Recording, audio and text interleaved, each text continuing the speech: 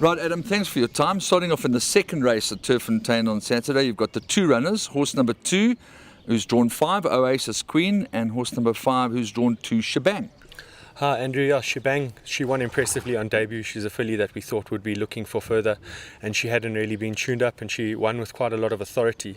Having said that, the horse that ran second to her, we ran a week ago, and she didn't run too well, so that's a question mark that's in the back of my head. What type of field did she beat? But another horse that she did beat in the field, Red Pomegranate, is running, and she came out and won. So it leaves a lot of open thought, but she has got a good draw and she shows good work at home. It'll be nice if she reproduces her track work and she shows what we really think of her at the racecourse. And then we'll get a good line of where we stand with her. Oasis Queen won over the mile. We're bringing her back to the 1400. She won quite impressively over the mile. Since we put the blinkers on her, she has improved, daughter of Golden Sword. And it'll be nice if she runs a fair type of race. She's a horse I don't think is really going to set the turf alight, but at the moment with the fields they're taking on now, it'll be nice if she can run into the money. There are 2 first-timers in the race, so healthy respect for Mr. Terry and Mr. de Kock's first-timers. I don't think they'd be putting them in a juvenile plate if they didn't think much of them. So we've got to have respect for those horses. Yeah, very wise words, I'd have to say.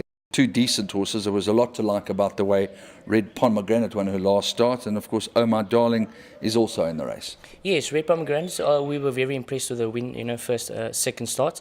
Obviously she was crying out for the trip. It is a concern that she drops in trip over the 14 on Saturday. So look, but obviously with limited races available for them, she's doing nicely. So giving her a run probably be the best idea. We're pretty confident that she'll give a bold showing of herself. Oh My Darling? Yeah, Oh My Darling. Has been showing promising work. We can't fault her work at the moment. A slight concern is obviously taking on winners and. But very nice type of horse, progressive type of horse. Obviously, taking on, like I said, taking on winners first time out, well, it won't be easy for her, but expecting her to be pretty competitive in that type of field. Yeah, well, Mr. Azzy Jr. made reference to the fact that you wouldn't be putting a filly in a race like this if you didn't think that she had above average potential. Yes, like I said, a very, very promising work at home. So, with it being the type of race, the 1400, would suit her, it would be upper alley, so we're expecting a decent effort from her. Lovely. Then we go on to the third race, which is also a juvenile plate for 2-year-olds. Heavenly Blue, who was terribly impressive, and there have been winners from that form line. Look, he was also very impressive in his first start. Like the way he's come on from his run. He's a type of horse that'll only just mature with age and with runs under the belt. So, look. Also, another concern is probably the draw. He's drawn out wide. He's on the stand side track, which is on the bend, and the dropping trip as well. But it's a run to see where we are. Where we can go forward with him. If he comes out the race if he takes the race well, we can sort of place him in more competitive races, and just to see where we are with him. So, but in saying that, his prep's gone nicely. He's doing well. He's a happy horse, and I don't see him disgracing himself at all on Saturday. Is there any possibility that we may see him down in KwaZulu-Natal on Gold Cup Day?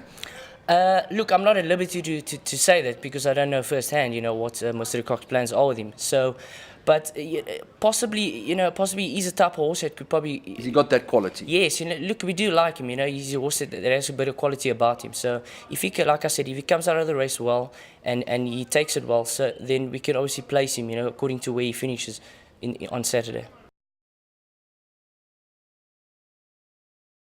We move on to the first leg of the Pick 6 race, number 4, where horse number 8 is Dealer's Charm. Debut for this horse. Yeah, Dealer's Charm came to us from Nicola Copes farm in fine condition, and he hasn't really been in work for that long, so he may just be in need of the run, but he's a beautiful looking sort, and I think with a bit of maturity of racing he would be a nice horse to follow later on. Excellent. Then on to the first leg of the jackpot, a very, very competitive lineup. Obviously it's a KCE Consulting Pinnacle Stakes, and Easy Lover, who's drawn 10, gets a chance to prove that he's back where he wants to be. Yeah, Easy Lover is a horse that keeps me scratching my head. One minute he starts to run well and you think you've got to the bottom of him and figured out how to work him at home. But yeah, he's a horse that we really have been concerned with because he's not really reproducing his track work at the races, so we keep trying different things with him. JP seems to get on along with him well, and I think if he can bring it to the course, he could be a runner in this type of field. Lovely. Then we move on to race number 7, where you've got the 2 of number 6, Nugget Counter, and number 9, Scar Tissue, one with Carl Zechner, the other one with Lyle Hudson.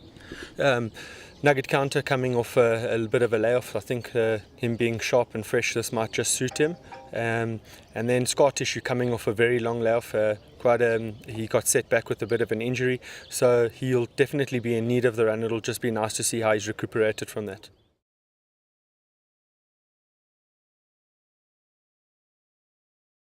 Moving on to race 8 now, you gave us a measure of confidence that Lily Love would start to show her true ability when you put the blinkers on, and today, once again, she's got those scoops on. Hopefully she can continue on her winning ways.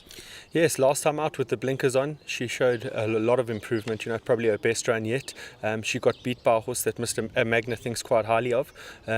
Being at a 2-year-old and her being an older horse, I'm not really sure how good Lily Love really is. As I've said with other horses before, she's probably not going to set the turf alight, but it'll be nice if she can reproduce that type of form, because then I think she could be competitive in this field.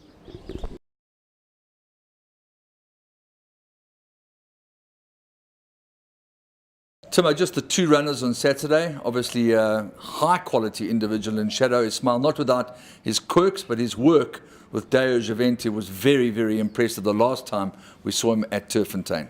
Yeah, he's an honest horse. Always puts his best forward. I think he's just below the best milers around. He's a good horse. I think he's definitely worth his rating of 102.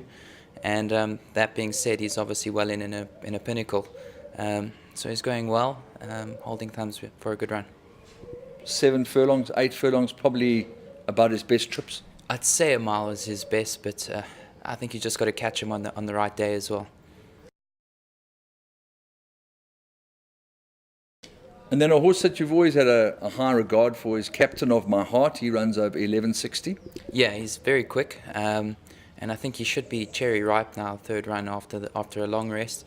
He's had his problems with starting stalls and injuries and whatnot, but I think we finally got him right, so we'll be holding thumbs that he can do the business on Saturday.